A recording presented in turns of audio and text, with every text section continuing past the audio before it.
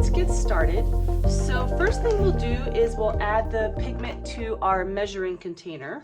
And I'm just using this Artist Loft soft body paint because it's really inexpensive and it's already soft bodied. And so for my demos, I like to just use this. They actually also make a pour paint that's very reasonable, but you know, the quality is not going to be as good as if you're using Liquitex or Golden, Liquitex Professional or Golden. Okay, so I'm doing a purple blue here, and you can see this is, you know, not very exact, but what we have here is about, well, actually you could get pretty exact because this is a urine specimen jar and it has a measuring system on the side here. So I am at about 20 here, okay? So let's go ahead and add a bit of water here. I added 40 of water, so 2 parts water, 1 part pigment. I'm gonna mix that up, okay? Now this is just like a, you know, basically a wash, right? So this is what delineates, what makes a wash different from, you know, like acrylic pour is that we have some medium in there to give it some body.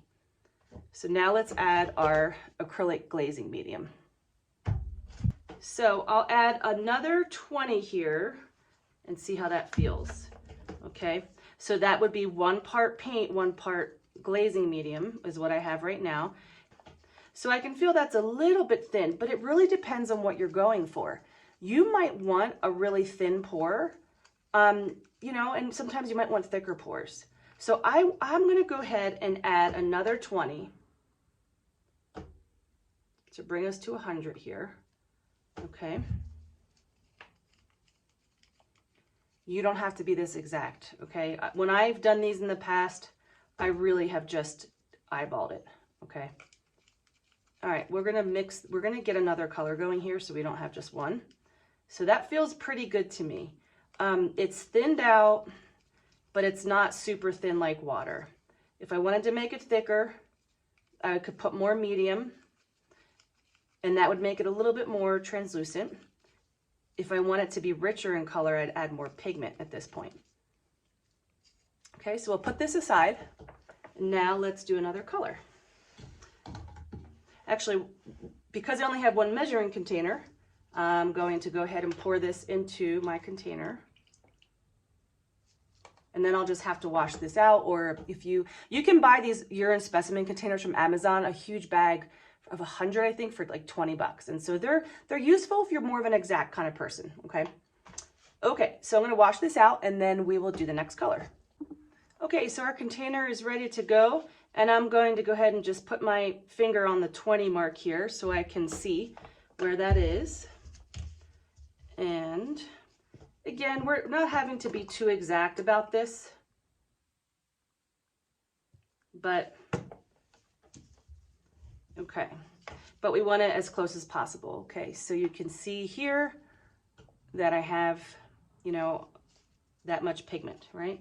So now let's do the medium next time. Let's kind of go with the medium next here. So I'm gonna do 40 of medium, so that takes me to 60. I actually think it's better to do it this way because then you mix the medium and the pigment together. So I'm just doing white here. I always like to put white in with my pours, or a light color. Usually a dark, a medium, and a light, okay? So that feels pretty thick. So now we put the water in and get it to whatever consistency we want. And of course, if this container is like too small, then you just go to a bigger container and you can add more water. So it is good to have your pour paints in relatively the same consistency. You don't want one really thin and one really thick, generally speaking. Okay, now that I'm mixing it up, it's actually pretty similar to that one. I would say this, I prefer the thinner pours because when they're too thick, they kind of just get a weird texture. I don't love how it looks. This one is actually a little bit thick for my taste. So I'm just gonna go with a little bit more water in there. With the pours, I also recommend not doing more than, you know, let's not include white, 1 or 2 colors. 3 absolute tops, because you're gonna get mud eventually, you know, and the colors are gonna mix with each other. So you don't need to have so many different colors. pick a color scheme, a color palette you want to work with, and go with that. And, you know, just sort of keep it simple, especially in the beginning. Okay, so now we have our white ready to go. And I'm going to clean this out. Actually, what I'll do here with my next color, I'm going to keep that white in there. And I'm not too worried about this dripping on the canvas here because we're just going to pour on top of it. Let's go ahead and we'll make another color, and I'll use the white that's already in there. Okay, what I decided to do is I actually had some purple blue left over from a previous mix that I was doing. So I'm just going to do some purple blue, but I'm going to kick it more to the blue side. And, oops, and then let's see if we're about 20 here. Starts to get to be hard to see. I think that's good. Okay, so it's a very similar color, just a little bit more on the blue side. I liked adding the medium first, so I'll just go ahead and do that again.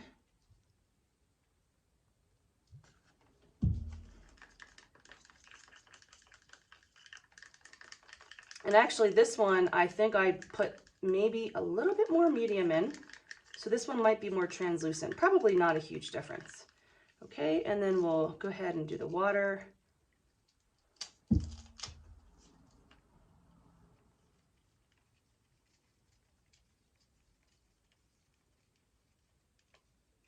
And you have to really mix this well. It'll feel really thin at first, but then as you keep mixing it, you'll start to feel its body a little bit more. And like I said, you know, if you're mixing in these small containers, you might feel a little limited. Feel free to also mix. I kind of like that it's small. I just feel like I can mix it really well. But if this was too thin or too thick, I'd put it into my other container, and then I would just add either medium or water or pigment, depending on if I want it to be more opaque, more watery, or whatever I was going for. Okay, so we got our next color. Okay, so we'll go ahead and we'll pour our mix into this container, and here comes the fun part now. So now we have purple blue, violet blue, a lighter violet blue, and then we have white. So I'm just going to go ahead and maybe just start with some bigger shapes and then play around with small designs within those shapes. I have this rosin paper. You want to have this paper under, it's going to make a mess. This is rosin paper, but you can use plastic or whatever it might be, whatever feels good. And then also I'm going to give it another stir. Okay, so let's start here.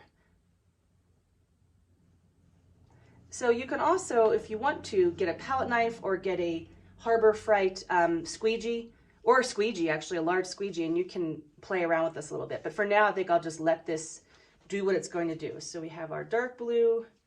Let's bring our lighter blue purple in. We'll have it coming out of this corner. You'll also notice once you start pouring if the table is uneven or if it's tilting to one direction. So that will be more apparent here as we move on. So you can see I just dripped into that white, what dripped the white into the blue, and I love when that kind of thing happens. So now we start to see things interact.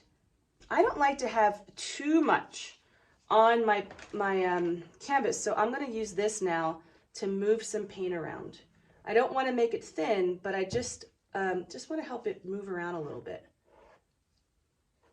They also make these smaller. In fact, I think that would be better. So I'm going to grab my smaller one. But you see, this will probably eventually just fill in there, but if it doesn't, I'll pour more there, okay?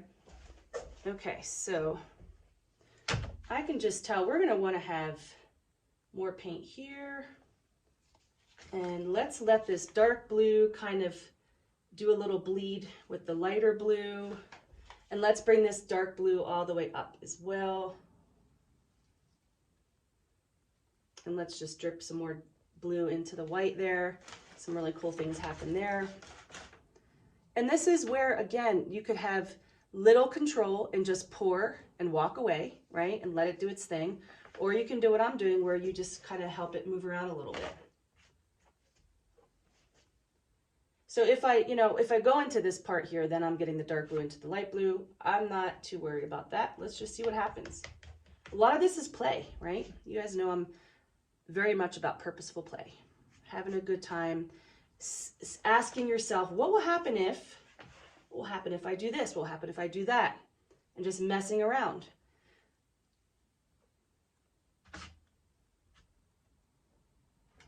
You want to be really careful about your color scheme. I wouldn't do a complementary color scheme on this, because when they mix, unless you want to get some browns in there, but when it mixes, it's going to get kind of muddy, and this will continue. This will work its way through for like hours.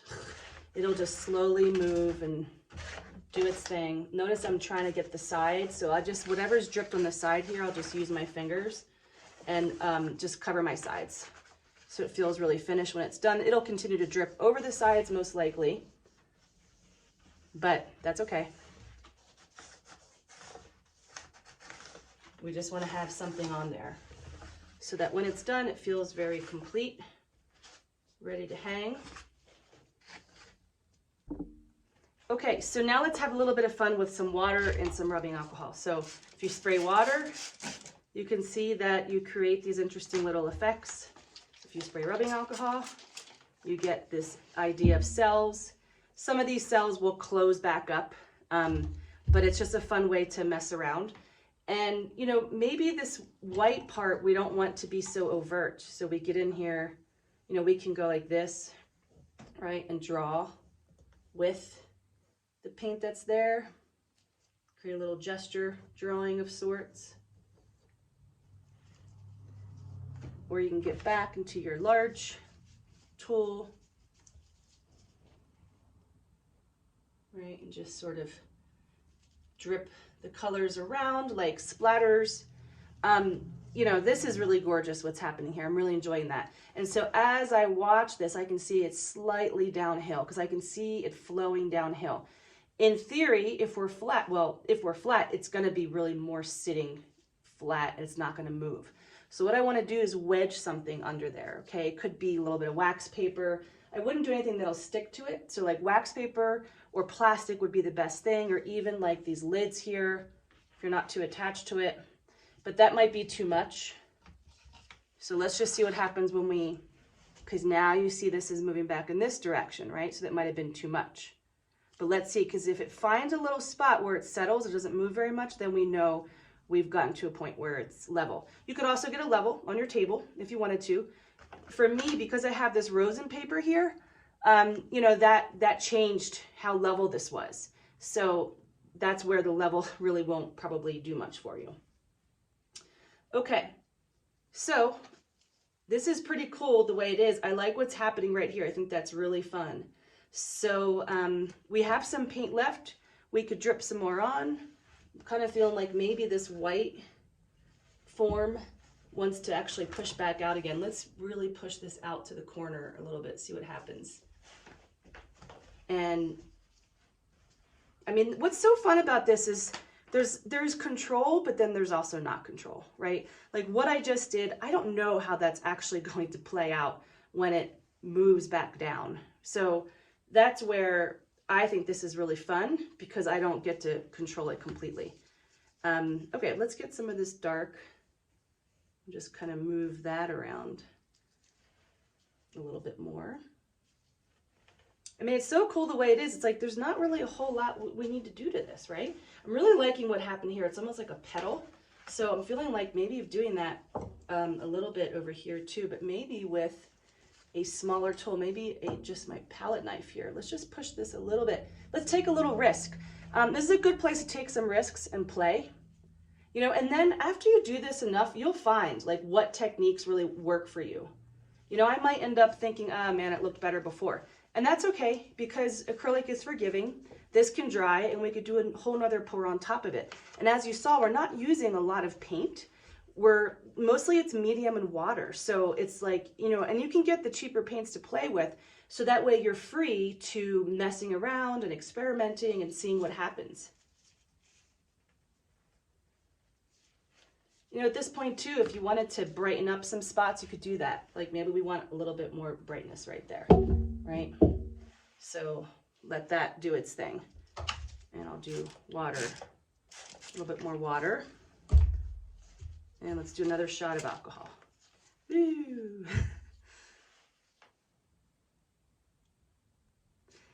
So we'll let this do its thing. Again, it will take, that completely changed it. Do you see that? How the water, then the alcohol, it's almost like a whole new painting now. It might take a few minutes to go back to where it was, or it might just have transformed right in front of our eyes, which is kind of cool. Okay, I'm feeling like I might want a little bit of dark gray in here.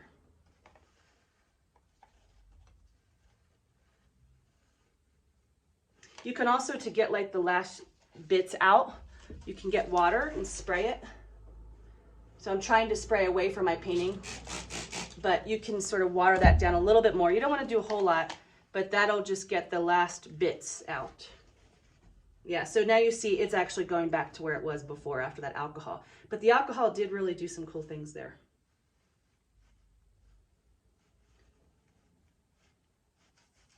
What's fun about, watering it down a little bit more, it just gets a little bit more, flowy and easier to work with. I don't have a whole lot of paint. So you guys saw that I had about half of this container filled, and I pretty much used it on this small canvas. This is a 9x12. So that, you need a bit of paint for this to work because you want it to cover.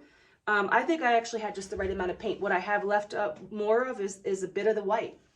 So we'll just let this play out and see what happens when it's done. Also, one quick thing, what's nice about using these old yogurt containers, my lid is being used right now, but I could put the lid on and I could keep this pour, got a bit of pour paint left. And so if you make too much, this should stay for quite a while. So that's also a nice thing about using old yogurt containers or hummus containers with a lid, so you can actually save your paint for later. Okay, I'm doing one more thing here. I have so little of this light blue color left, it's not worth saving. So I'm just gonna go ahead and use it. Let's just put it here. And let's put a bit more of it here.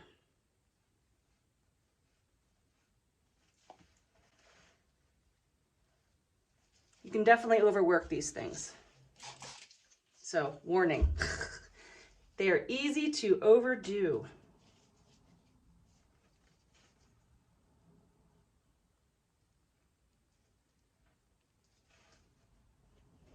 So you have to be careful. It's like so fun that you just want to keep going and going, but better to have a few pieces that you're working on that you can maybe now take this idea, like we have to set up a canvas somewhere else, so that we can just let this stay, let it do its thing, get away from it, and we can keep playing on another canvas, right? And not overwork this. That would be a really good way to not overwork it.